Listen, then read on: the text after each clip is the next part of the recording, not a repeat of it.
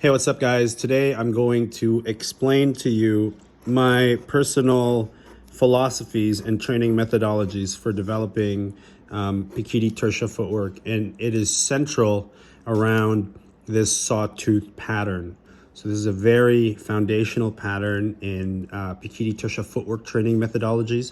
You can probably see right here, this is called the sawtooth, by the way, if I haven't already mentioned that. As you'll notice, you'll see your female triangle there, and you'll notice a male triangle there.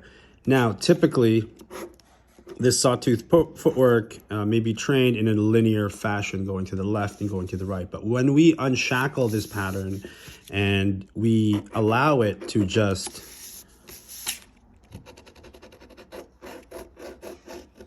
be alive and be dynamic and have no boundaries whatsoever, there is a lot that can be revealed in this simplification of the sawtooth pattern. I'm going to stop right there and let's see what we've got. You'll notice that you'll find transition points, right, where you change direction. So for example, here we can find, this can be a takeoff footwork in Pekiti Tirsia. These areas right here may be points where we can explore, discover, or mindfully practice where our sidestepping footwork might be. You'll notice areas that might be 90 degrees. You'll find transitions where you can go 180 degrees.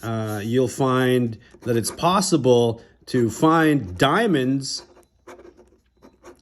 within this practice, depending on how big or small your pattern might be. You'll find forward, aggressive, advancing footwork. You'll find retreating footwork.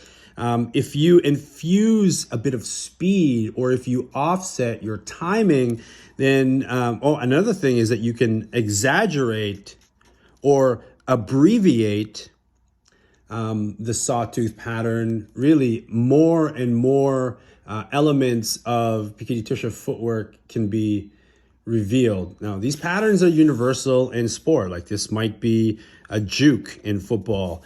This might be a lunge to catch up to the ball in tennis. These might be crossovers in basketball.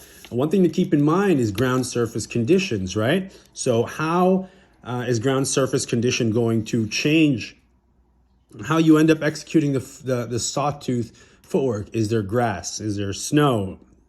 Is there ice? Is there mud? Is there sand? So all of these things are going to have an effect on how you execute, practice, and implement this very, very, very, very simple pattern. One other thing is that you can layer the sawtooth, the dynamic or snaking sawtooth pattern, into patterns that we find in our environment. So for example, maybe we see like a parking lot, right? And so conducting sawtooth footwork here, and then finding a transition point here, and then being mindful of where these transitions happen and what else we can do in order to facilitate that transition, right? Even if we look at the wood grain here on my table, you'll notice a circle here that sort of tapers off into like a spermy looking thing. You'll notice striations here, right? You'll notice imperfect lines. So just following what we see at the grocery store, in the parking lot, on the sidewalk, in nature, execute your sawtooth pattern on top, or layered on top of existing patterns that we see in our environment. This will allow you to discover your personal style, your preferences, and it'll allow you to discover where your physical condition and capabilities may lie in executing these patterns. Maybe you got to do it more slowly because you're a big guy. Maybe you have knee problems, right? If you're a fast and agile guy, right, exploring this sawtooth pattern, layering it on top of other footwork or environmental patterns, right, you'll see that your practice begins to expand infinitely, and you aren't necessarily relying on, okay, what's the next pattern I need to memorize? Because just by doing this simple pattern, layering all of these concepts on top of it, it's an infinite practice. Of course, you need to spar. Of course, you need to challenge. It's not enough to test and practice these footwork models in a vacuum. You do need to spar. You do need to do compartmentalized and open sparring formats, and then film yourself doing that, and then go back to the drawing board and then discover which of these elements worked for you, right? And which didn't work for you, and under what context, right? What else is there? Oh, I wanted to mention that this is not a shortcut, right? This still requires time, but it improves or increases your training time while decreasing your memorization time. So you're not having to memorize all of the Pekiti Tirsia or whatever FMA system you study, all of the footwork patterns. Just study one and then apply these different layers to it. So this is not a shortcut for training, but a hack for learning. Also, another thing I want to mention is that this is my personal discovery. This is my personal preference. This is an opinion. And this is not the way to go if your intention is to teach Pekiti Tirsia in its entirety, or based on a curriculum, or based on how your master may have taught it. But if you just keep this under your belt, you may come across a student who also wants to learn Pekiti Tirsia concepts rather than the Pekiti Tirsia curriculum, and therefore you're able to be more effective as an instructor, because you give them one simple pattern and then you give these modifiers, and they can explore on their own infinitely. So one last thing I want to say, one last layer that I want to include here is striking and defensive maneuvering. So once you get your footwork down in isolation, you feel fairly comfortable to move dynamically in any sort of a direction and pattern with your sawtooth.